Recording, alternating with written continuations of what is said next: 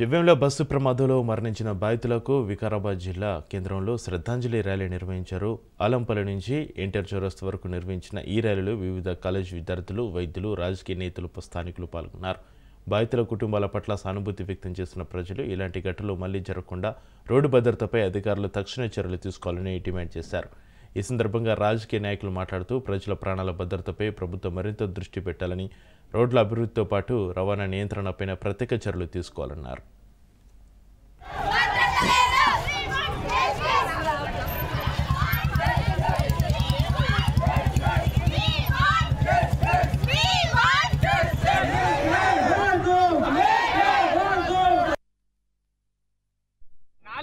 సార్లు జరిగింది ఈ యాక్సిడెంట్ అనేది.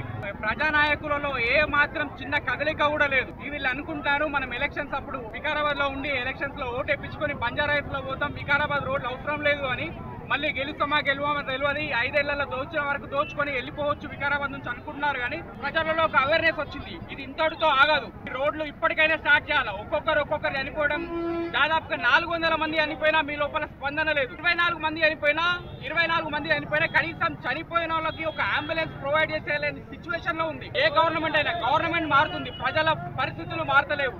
మీరు అనుకుంటున్నారు మేము మళ్ళా ఎలక్షన్ వచ్చేంత వరకు మాకు ఏం జరగదు అని.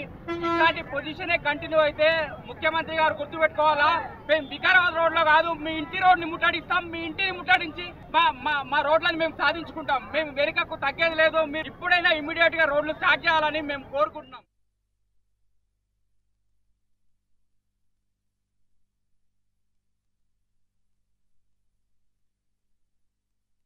మంది చనిపోవడం జరిగింది. ఒక కుటుంబానికి 5 లక్షలు 7 లక్షలు ఇస్తామని చెప్తున్నారు. నీ ఇంట్లోకి వెళ్ళి ఇవ్వండి, ఏమి తెచ్చి ఇస్తలేరు మీరు. ఒక కుటుంబానికి 1 కోటి రూపాయలు అని చెప్తున్నాం మేము. ఈ రోడ్ల కోసం ఈ రోడ్ల మీద పడి మేము చచ్చిపోతుంటే మీరు ఇట్లనే చూస్తూ ఉంటారా?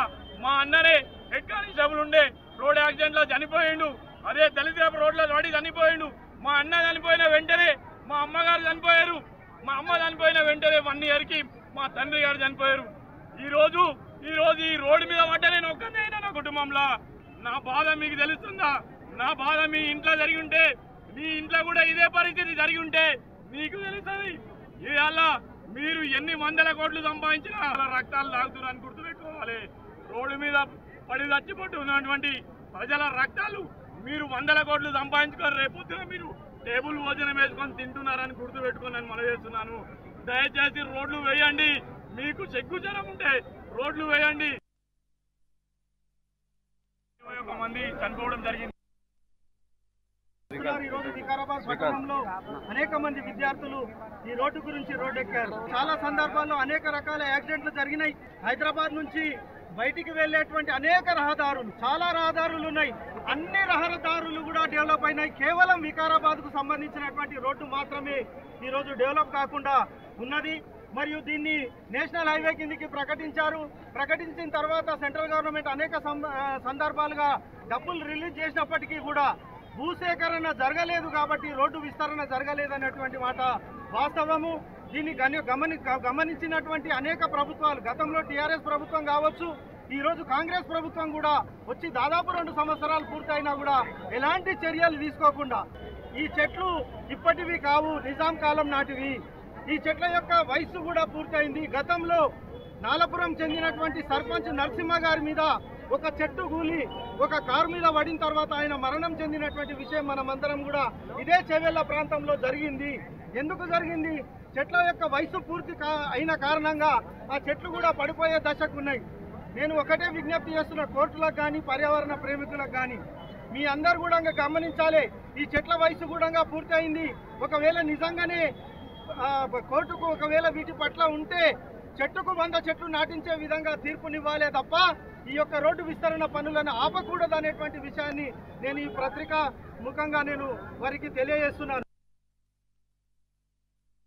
10 సంవత్సరాల క్రితం వికారాబాద్ జిల్లా ప్రజలు స్పందించాల్సిన అవసరం ఉండే. 10 సంవత్సరాల లేట్ గానైనా ఎంతో 100 మంది ప్రాణాలను హైదరాబాద్ పోలీస్ అకాడమీ నుంచి వికారాబాద్ మీదుగా తాండూరు మీదుగా బీజాపూర్ వెళ్లాల్సిన హైవే ఎందుకు మన్నెగూడ నుంచి పరిగి మీదుగా వెళ్ళింది?